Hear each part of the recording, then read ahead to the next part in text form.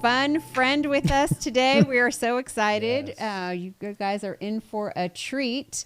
This is our friend, Jane Kustner. And we met Jane in Israel a couple years ago. We were on a tour all together, 80 people on this tour, and we just connected. I think Jane and Drew were...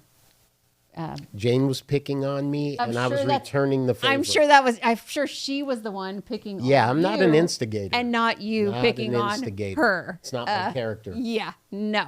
Anyways, and so we just hit it off, and she invited us to come visit her in London, which we did and had an amazing time. Yes, it was awesome. And so we returned the favor and said, come and see us in California, which she did. Yep. And we're just having a great time together. So I wanted to introduce her to you all and let her kind of share a little bit about herself.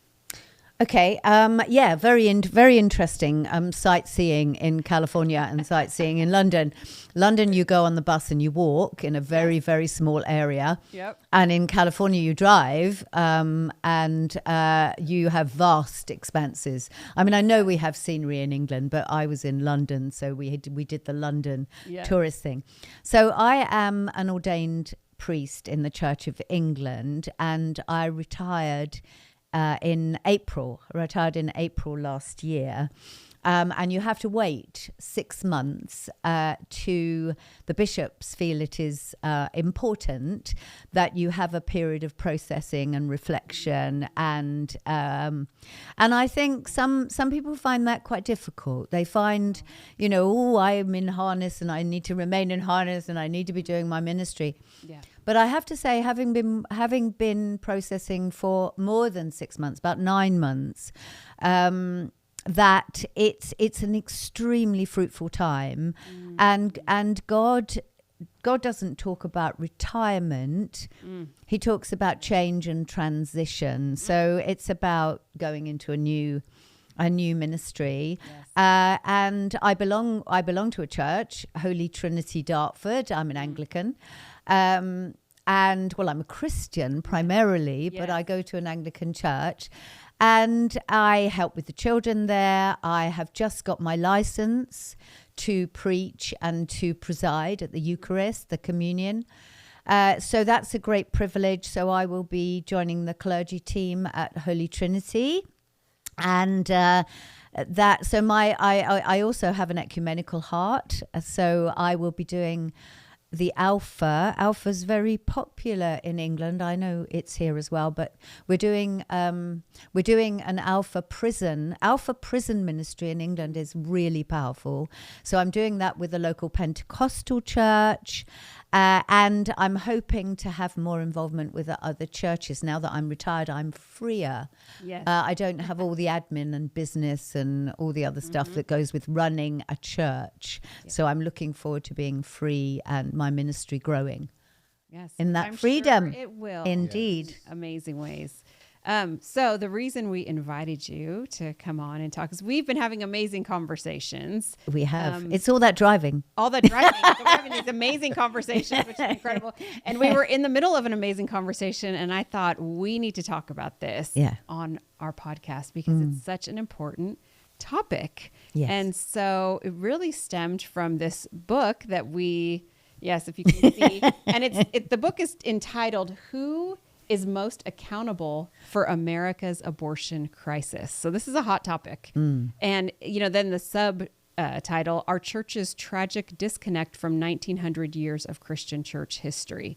And I love the quote on the front of this book. This book was written by Royce Dunn, who is the president of Please Let Me Live. But the quote on the front is from Donald Wildman, who's a Methodist minister. And he says, "There has never been, nor will there ever be, a good way to do a bad thing." Indeed. Oh, I think that is just such a great quote. So we were having an incredible conversation about this, and we're going to talk about it today for the benefit of you all. We're going to we are going to tackle sex in the church. Sex in the church. Yeah, sex in the church. Excellent. So yes. So we thought, let's talk about it. Let's talk about the real issue. Like, I think abortion, we can't start there. No. I think, like you had said, we have to go back to... Well, his argument in the book is that is contraception, to be fair. And I think contraception is so deeply embedded in our lives, we wouldn't even question it. Right. And I think that's why this is so interesting and a little bit scary. Yes. But the statistics show that with increased contraception is increased abortion, because abortion is used when contraception fails. Yes. And so it's all interlinked. Yes. Yep. And I think I also wanted you to be a part of the conversation because you've done so much marriage counseling, marriage preparation. So your perspective on things is, quite deep. So, where should we start? Well, I think this was the whole thing, wasn't it, with our conversation? It's like, where do you start? And if you've got a complex situation where the frog has been boiling for so long, I'm hoping our listeners, I know the story of the frog being put in the cold water and boiling. Yeah, I'm sure. And I think the frog has been boiling so long that the frog is comatose by now.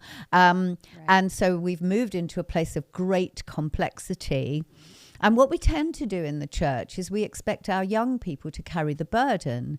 So we tell them to abstain. We tell them not to have sex. Right.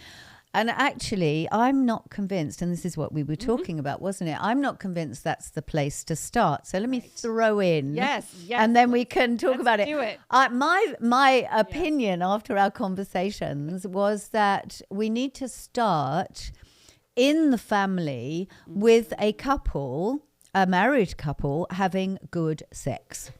And and if they are demonstrating what it's like to have good, satisfying sex and an affectionate relationship, and it's open and it's wholesome and it's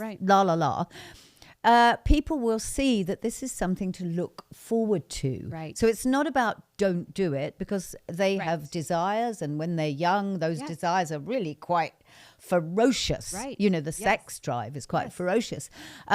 So to ask them to wait, there has to be something worth waiting for. Yes. And sadly, a lot of family situations do not exemplify affectionate, warm, sexy, if you like, relationships. And that's a tragedy. And again, that's a complex why, and that's a whole complex area that we can talk about as well. Why does sex go sour in marriages? And there's a whole topic there, isn't there? Absolutely. Yeah, absolutely. But I think you're right. I think we can't just say don't do it, don't do it, don't do it.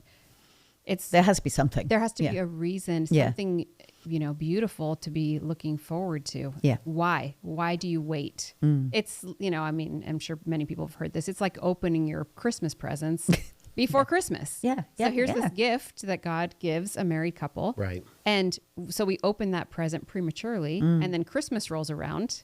It's not special. It's not special. It's and I've seen it with a lot of people who then get married after they've already had an intimate relationship.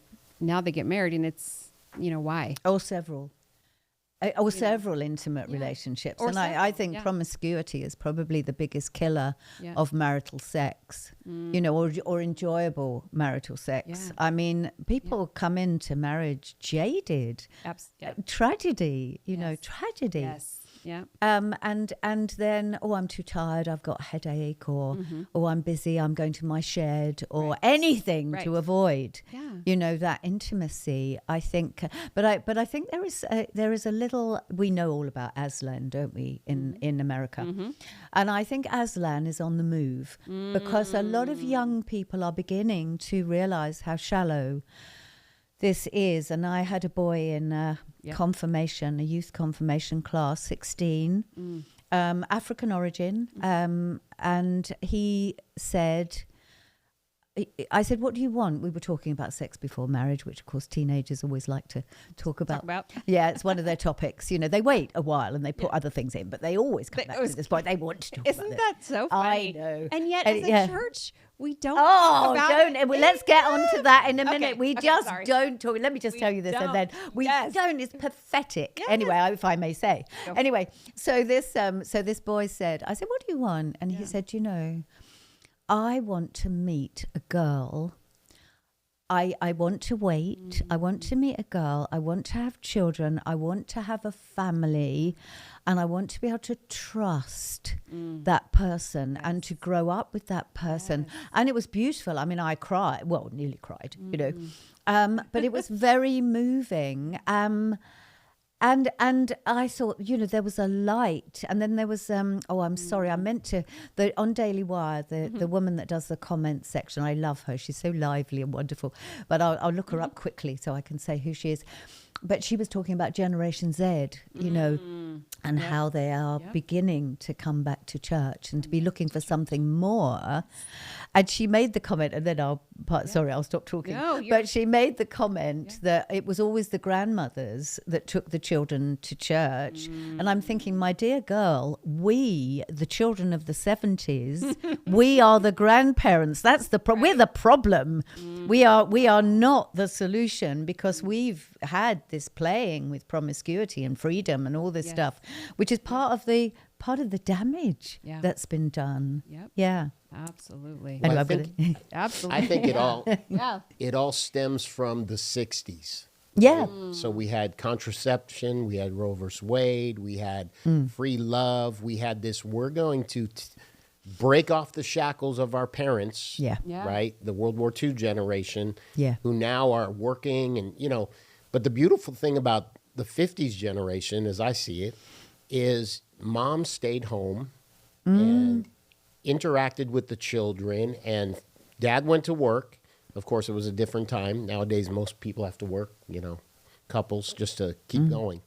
But it was beautiful because then the mother had influence on the children. Well, in the 60s, it was about, you know, women empowerment as well, and burn the bras, and we can do it. And then which is not empowering, if I would just like to add. Sorry. I'd love to hear your opinion on No. Go on. Sorry. Yeah, because you lived through it. And I was born in the late 60s, so I didn't live through it, but I watched Leave It to Beaver, and so I understood it. But that was my education.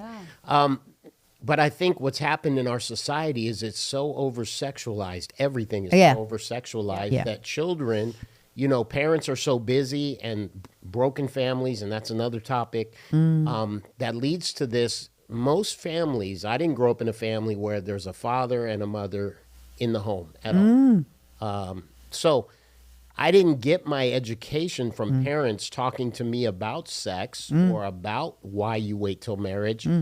Because mom's working 2 jobs to support 5 kids. So there's no time. I come home from school, I let myself in the house, and then it's do whatever, do some homework, never did homework, go play, go hang out in the neighborhood. And so we learned our education about sex and what's important from the street. From the other guys in the community. And I vividly remember the 70s and came home many a time to see my brother in the bedroom having sex with some girl from high school. Or some girl he met at the disco, or, you know. And that was just, and these guys had the cool cars, and, you know, so you just grow up thinking, oh, that's what I'm supposed to do. I'm supposed to, you know, meet girls, make out, bring them home, have sex, and then, you know, we'll see what happens after that. And contraception, of course, made that possible. And that's the key, isn't it? And I think that, you know, this whole thing about where do you begin to unravel and heal, you know, like you said, this quotation, how do you, we're loading bad things without pulling out the root. So where do you begin? So there's got to be a godly, righteous, but also joyous light, you know, that actually attracts young people. And I think that's beginning to happen, but possibly not because they're seeing their parents, but because they're looking at their parents and saying, I really don't want to be like that. I don't want to be divorced. I don't want to be shouting at somebody. I don't want to be unkind to somebody. I don't want that environment. I'm going to create something that is better and more beautiful. So that is a light at the end of the tunnel, I think. I think you're right. I think another thing that happens is when you're over-sexualized, I had premarital sex. I think we've talked about that. Right. When you're over-sexualized, it takes the fun out of it. Yes. It takes the joy out of it. Right. You know, I remember being at a point at early 20s where I was just like, why bother? Exactly. That's Like, terrible. Isn't that terrible? You know, why bother? Right? Yeah. The unfortunate times where a girl was having expectations and I was just like, Yeah. okay, here we go again. Like doing taxes, you know. Like doing taxes. Which no one likes to do. But I got to a point where that was how I felt about intimacy because it was just like, It wasn't intimacy. it wasn't because I've been doing it since sex. 15, Right, right? right. So There's no intimacy. those 7 years Right. literally destroyed my ability to have meaningful, intimate, joyful sexual relationships. It I did. bet you there's a lot of guys out there, Drew, Yeah. who are absolutely delighted to hear you say that because they can now admit that that is the case. Right. And I can I tell you this story? When I was at theological college, I wrote an essay about chastity. And they didn't like it particularly. I got a 2-1 for it, but I'm just saying. Did you include the belt? And No, locking? but it was Oh. all about how the church does not encourage it and, you know, Right. chastity. But I interviewed people, and I interviewed this young man who had got married. And he was very frank. And basically what he said to me, and I hope we can be frank on this Yeah, of podcast. course. Yeah. But I mean, basically I mean, he we're not said going to to show me, any photos or anything. no, Be as no, frank as we indeed. want. No. Woo. No, but he said, Did you ever take a Lamaze class? he said, he said, All right, finish your thing. Finish your thing. anyway, the story. No, it's important because he said that he'd had lots of sex and he'd had ejaculations. So basically, a man will ejaculate. We all know that. But he said he never really, until he met the woman he married, and and they were Christians. They'd converted. They were, you know, transformed. Yes. And so sex for him was redeemed. And he said, I never knew what an orgasm was until I had intimacy with my wife. And yet I had ejaculated 100 or more times. Wow. And that I thought was one of the most powerful times, because I'm not a man, I don't know these things. But I thought that was one of the most powerful testimonies that I'd ever heard, and one of the most powerful reasons for being chaste and getting to know this woman, you know, in all her complexity and all her desires, you know, that you wouldn't until you are married and within that safe space. Right. Safe space. Yeah. Let me just add to that. Yeah. Cool thing God did. So when we dated, we stayed totally pure. We didn't kiss. I kissed you on the forehead or the cheek Well, the night before we got married. Right. We need to explain to people we made an intentional decision. Yes. Yeah. When we first decided we were going to date each other exclusively, we discussed how far And we we knew were da- going to go physically. Right. We knew dating was going to lead to marriage. Right. That was So never we a knew, question. right. And so we made an intentional decision. So we didn't just let things, you know, happen. Yeah. It was, okay, we know that if we kiss each other on the lips, it's going to lead to more. Yeah. And so let's not even open that door. And so we made this intentional decision. Yes, we did. So leading up to the wedding and the marriage night, you know, I remember vividly praying, God, you know, it had been, I think I was chaste for 4 years. And I remember some of my buddies who were non-Christians were just like, what? You didn't test drive that? You know, and I'm like, no. And test drive. No. Test drive. I know I know it has all the parts. I know it's working. My So gosh. I didn't need test drive it. I did tell him, I said, listen, if someone throws me the keys to a Ferrari, I don't need to test drive it. I just say, thank you. Yeah. Right. My car. Right. So I remember the night of, anyway, I'm not going to get into how many women I've slept with previous, but Yeah. it was a few.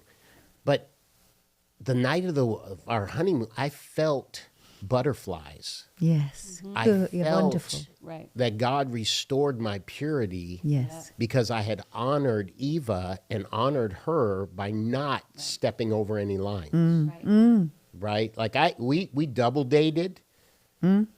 I was so attracted to her. I drop her off first a lot of times because I'm just like, I don't want to be alone in a car with her. Yeah. Because I've never been alone in a car with a woman that I was attracted to and didn't do something. But that night was so special because I felt like God restored my virginity. He restored my purity.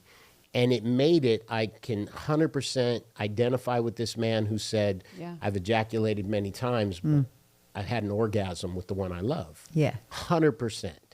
And I think one of the things is people go, oh, it gets boring. You're sleeping with the same person all those years. Oh, no. Can I just say, if it's getting boring, you're doing something wrong. Well, You're doing my something mother used to say, there's no such thing as a frigid woman, just an incompetent man. And I throw that in just to be provocative. I know, and I'm only being, I'm only, whoa. Wow. But let's just... we might get banned. This video might get taken down. Yeah, let's just talk An about... incompetent man. Let's just talk about marriage preparation, because this is hilarious. So I'm going to say this. I know I'm stepping out a bit here, but a lot of clergy don't like doing marriage preparation. Now, there you have it as a core problem. Right. So, who is going to talk about Christian marriage and sex if the priest is not willing? No, and absolutely right. I know you do. I know you do. Yeah. But I've had some very. Can I share the one about the 23-year-old? Please share. Because it's so. I love this story because I talk about sex and I talk about love languages, the Graham Chapman thing, and one of the things I talk about is the wedding night. So after I've had all the sessions, I say I'm going to go outside the room now for 10 minutes. And you are going to tell each other what you want on your wedding night. Now, you can tell me. I thought for a minute you were going to say practice. I was like, that defeats the whole conversation. No, okay. So bad. No, absolutely not. And 10 minutes might be too much time. So anyway, so I say I'm going to go out and you can share it with me or not. Yeah. And the wonderful things, that people did share. And there was one wonderful thing where this woman was a nurse, and she said, "I want you to run a bath for me," because she cared for people and she wanted somebody to do that for her. And he said, "I want you to massage my feet." So that was one thing. And one woman, they'd lived together for about a year, and I came back in the room and it was a little bit tearful, a little bit shocked. And she said, I asked him not to stay in the bar with his friends who'd all come down from further away in the country. I don't want to give anything away, but they'd all come and they were old mates. And she said, "Please don't stay in the bar. Please come to bed with me." And it was really poignant. But what I wanted to tell you about was the two 20-year-old virgins, because I said to them, right, just bear in mind that the reason you're irritable with each other is because you want to have sex. Yeah. You are frustrated and irritable with each other because you're desperate to get into each other's pants. That was Eva before. Yeah. Irritable. Excellent. Like, wow. Whoa. Anyway, so I said to them, so your wedding night, I said, you brace yourself. I said, because the first time is going to be absolute rubbish. He's going to come too quickly. Right. It might be a little bit painful. He's not going to know where anything is and how it works. Right. So just get it over with. Then just stop, relax, have a conversation, talk about it. And I know this is something important. Yes. Yeah, have a conversation about it. Then maybe have a bath together. So you're all nice and relaxed and warm and you feel nice and, and then have another go. Yes. And I said, you're really young, so you could have 3 or 4 tries on your wedding night because you're really young. So you'll recover. Right. That's it'd be wonderful. But the thing I'm not going to discuss our honeymoon. 3 or 4. 3 of them, what? Damn. Is that all? What's wrong with it? Come on. Anyway, but so there's beautiful stories like that when you actually address these things properly and frankly and with love. Yes. As you should. I think you brought up a huge point that most of the time when I counsel men who are having issues in marriage, they don't discuss during, after, before what the expectations are in bed. It's important to go, hey, I like that. I didn't like that. I enjoy this. I don't enjoy that. Right. And have that open communication which I think leads to a lifetime of amazing intimacy. Cool. Right. Yeah. Because everything's on the table. Right. Yes. Everything, and the trust is also a huge Is thing. that often on the table? Is that something you like to do? What's that? On the table? On the table. On Say- the table? just Wow, you went there. Woo, she went. Big table. I'm the, But on the table. no comment. No comment. It's too I got Wow. it's hard. I got bad Excellent. knees. It's not good. So I think the lack of communication, because and I don't know why, but I know this: the devil wants you to feel shame. He Yes. wants you to feel accused. Right. And so you may not feel the freedom, the trust of your spouse to go, hey, I'd really like to try this, or I'd love when we do this. Or, you know, you got to have that, or else, for example, I was told by who did our marriage counseling that the minute you finish, you should hold her, Snuggle. snuggle. Snuggle. 'Cause most And guys women, don't like to women need to feel that you know, that Yeah. you're together, the oneness you got. And I have never snuggled in my life. I don't know what that's like. I didn't have a teddy bear. I never snuggled anything in my life, nor was I snuggled. I don't recall my mom holding me much. But so afterwards, you know, I'm thinking, oh, she's laying there. I got to snuggle. So I, you know, saddled up, got really close, put my arms around her like you see in the movies. Yeah, right? yeah, You yeah, know, like and you see in the I'm movies, holding her. And then after about 15 seconds, I thought, this is super uncomfortable. Yeah. Nothing about this Yeah. is fun. So I whispered to her, I said, hey. She's like, what? I go, do you enjoy this, me holding you? And she goes, absolutely not. No. Get off of me. I was like, could you give me some space? Yeah. She's like, give me some space. And I was like, I'm not a thank snuggler. God I married the right woman. She is not a not a snuggler. snuggler. We have a Excellent. massive California king bed or Right. Eastern king Right. where we have to reach. I can't even touch. Where are you there? And we have great intimacy, but yeah. Yeah. But then I like my space. I like to Right. Spread out. Right. I don't want to be all So fun. But heated up. communication is key.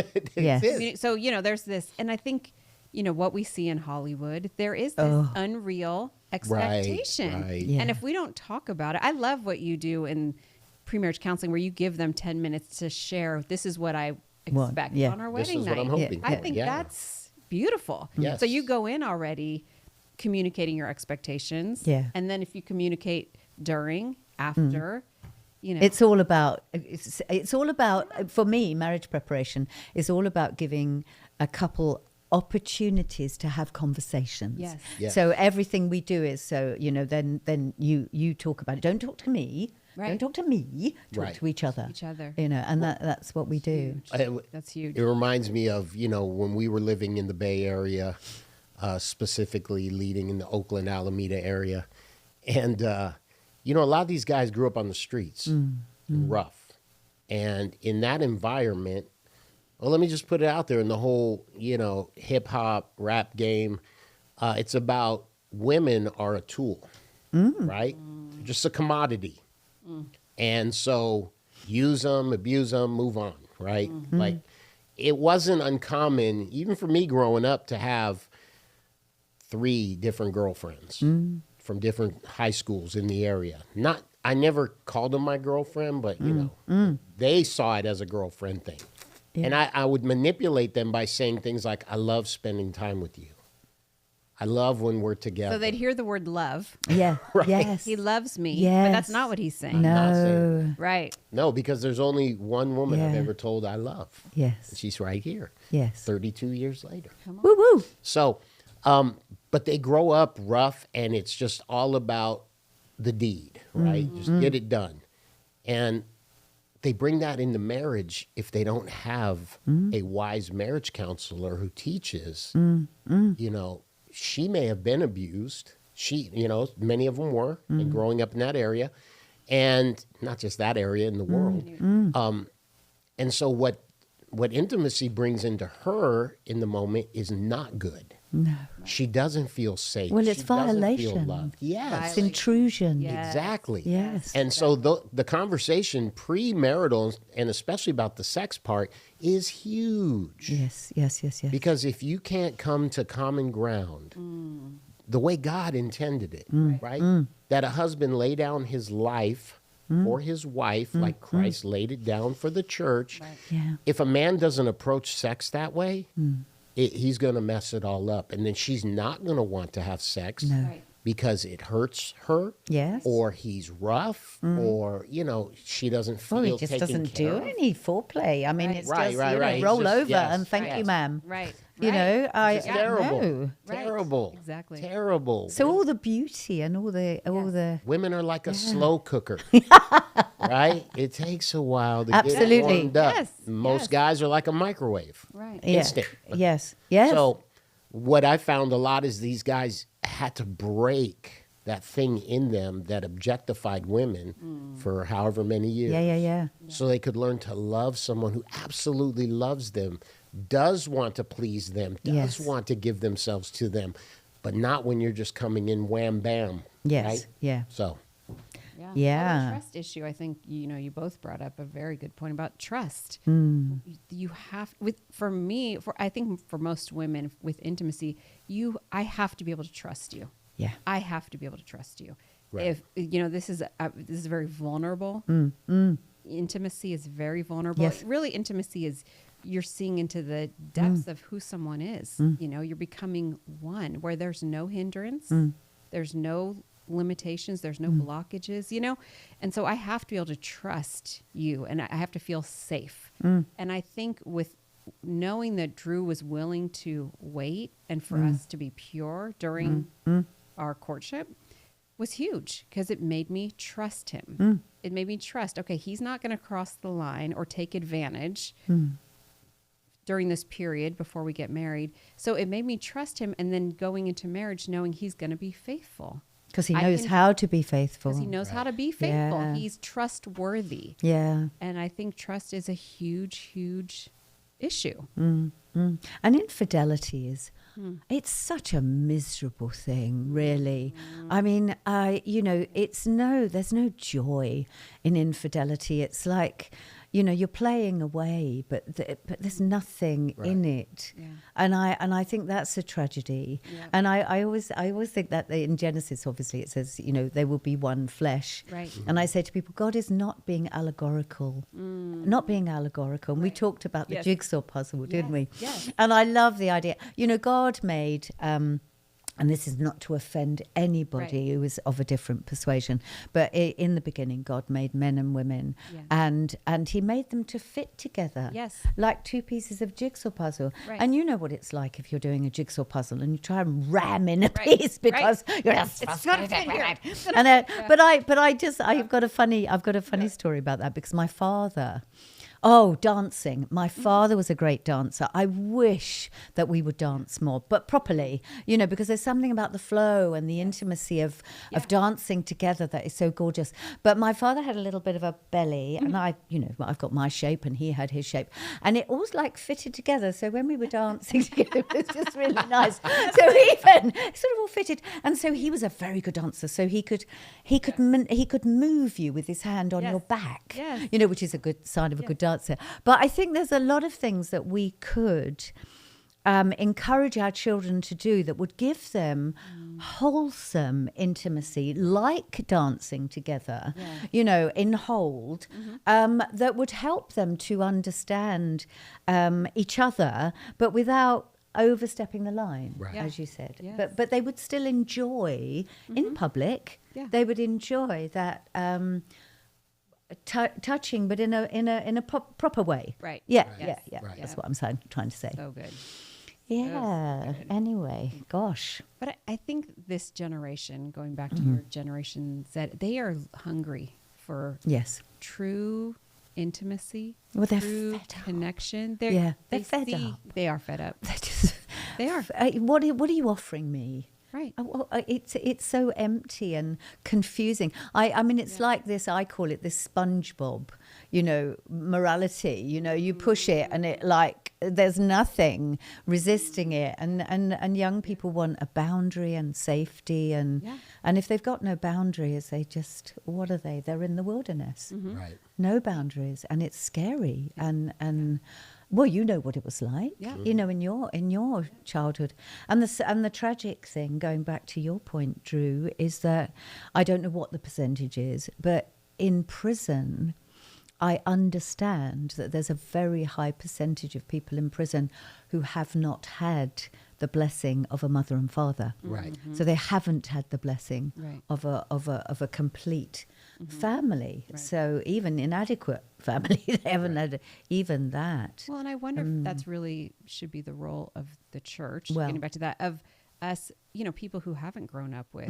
a mother and a father, or one or the other missing from the home, or even a bad situation where there was a mother and father but not a healthy situation. Yeah. The church should really be that family that pulls people in, and they get to see great examples within the church. And that brings it back to the church. It And brings it back how to do the you church. unravel this complexity? Yes. And the church has a big role to play, I think, in helping couples to recover their Yeah. intimacy, nurturing children, giving them a vision of something glorious. Yes. And yes, I do believe the church has a big role to play. And some churches are better than others. Some churches do nothing Right. at all, really. Right. No. Keep the children quiet in the corner. Right. Right. Yeah. Well, what I see, because I do a lot of work with people in trauma and deliverance, is if you don't teach a child how to protect their gates, their eyes, their ears, their mouth, if you don't teach them how to protect those gates, what they let in, right? I heard it was in Sacramento about an elementary school that were having a pornography problem. Oh, Because of all the kids with their smartphones and the porn and just sharing it amongst each other on the playground where the teachers, you're allowed to have your phone out there. But what it does is it defiles, which is what the enemy wants. It defiles the eye gates. The music they're listening to, defiling the ear gates, right? And because we're over-sexualized, these poor kids are set up for failure. They're just set up for failure. In my day, pornography, you had to go to the liquor store or the adult shop, and, you got a hand-me-down. You found your brother's Playboy or something. I couldn't just pick up my phone Right. Yeah. Now Yeah. and just see things that you shouldn't see, right? Yeah. Because then it begins to train you. Oh, this is what it should look like. This is what I'm Yes. expected This is what we to should do. be doing. Yes. You're seeing that Exactly. that message Ridiculous. over and Over. over. Yeah. Over. It's Over in again. every movie. It's on every TV show. It's on. Yes. It's being repeated again and again But- and again. But also, how can you survive at that level of excitement?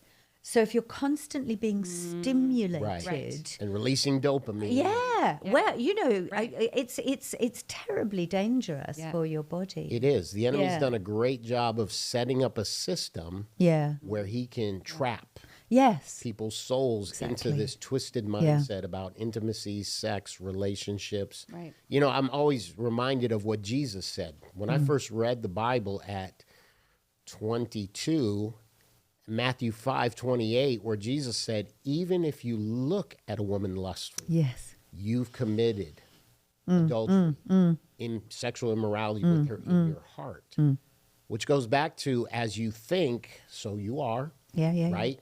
And so I think Jesus' standard is, look, don't even look at women lustfully, right? And lustful gets a bad rap. That word lust, it just means a strong desire, Yeah. Desire without commitment. right? It's a strong desire. Yeah. And so, like the word love, we throw love so flippantly. Yeah. Oh, I yeah. love tacos. Yeah, I love yeah, that actress. yeah. I love that actor. Yeah. You really? You love them? You don't even know what love means, Oh, maybe you're meaning, this type of love, right? The Greeks have 4 different types. Yeah, right? exactly. And we've But got we in one. English we Yeah. have love, right? We say, I love you to your wife, and I'd love to go get tacos, right? I think that's what we're doing for lunch today. It sounds Is that like. what you're doing? Yeah, what a good idea. What a Tacos. I like that. It's Yeah. Mexican. All right. How long do we have left? Got a few more minutes. Well, only because the big bomb in this book. Are we going to Drop Yeah, the bomb. Shall we Let's drop go. the Let's bomb? drop the Finish bomb. with the bomb. The big bomb in this book is contraception. And so he's arguing that, contraception, even within marriage, this whole family planning thing is not godly. And so we were having this conversation about why do we trust God in all these areas and we have faith in God in all these areas, but when it comes to the number of children, we say, no, I can't afford it. Or no, we can't have more, or we can't start having children now. And I think that's very interesting, and I don't pretend to know even how to unpack that. Right. But I think it's a question that we could wrestle with in our churches. Do we trust God to put sex into the procreate? What does he say in here? He says, no pleasure without treasure. So the ultimate treasure of sex is the child. And how do we get back to a place of absolute trust in God that he will give us the children that he wants us to have in the time and the number, and he will provide? I mean, it's phenomenal, isn't it? Because we've got so far down the track of controlling that. Right. Yeah. So I think it's awesome. I do know That's some a big couples. topic. I That's do a know big couples who do that. Yeah. Yeah. Just like I was just talking to a friend the other day. This was timely for this conversation. And I said, bro, you got 2 children now, right? I haven't spoken to him in a while. And he said, yeah. He said, but we're not opposed to more. And I said, oh, what does that look like? And he goes, if God provides, we're ready. He said, I would like to have a 3rd. He said, we're still very intimate. Yeah. He goes, but until she gets pregnant, God's not providing. Isn't that interesting, though? We think, well, we're going to have sex and we're going to have as much sex as we want in our marriage, which is good. Right. But we're going to have to use birth control because, something might happen and we're not ready. But actually, that story is so powerful, isn't it? Yeah. Yeah. And God. I said, good, bro. I hope God multiplies you over and over and over again. Hope you have 7. And he laughs. when he's ready and you're ready, and So God knows every intimate detail of our life. He counted the hairs on your head this morning in the shower, right? Yes. So if he can handle that, he can handle how many kids you're meant to have. He can certainly handle counting the hairs on your head, Drew. Yeah. I just want to be cheeky. Cheeky. Oh, I got a lot of hair. You can feel it. I know. You've probably got more than I have, actually, to be fair. I don't know. She won't let me grow it. I tried a few years ago, and she's like, His hairline, the receding hairline, is way back there. it's not way back there. I feel hair right here. Glad I mentioned it. I feel hair right Excellent. What you brought up? So Lovely. we've digressed. Anyway, he's got lots digressed. here, though, hasn't he? Look at that lovely, right. It's just lovely gone down. It's just beard. gone down. Yeah, lovely Yeah. beard there. And the ones in my hair, I try to get rid of. Yeah, indeed. God's not counting those. Oh, he said the hairs on your head, so he's counting all of them. Yeah. Nose, eyebrows, Yeah. ears, Definitely. neck. He's got them all. Oh, he's detailed like that. Anyway, this just seems like a good place I to think so. wrap it up. We hit some topics. Who knew today. that sitting here with, are you 70, Jane? I was 70 on the 13th of July, 2024. Come on. Okay, so who knew that sitting here with 70-year-old vicar, Yes, Vicar James. Jane Kustner, that we would just start talking about sex? Yeah, who knew? Who knew? Holy Spirit. Anything can happen. Anything can happen. Indeed. All right. So until we see you next week, have a great week. We'll see you again. Bye.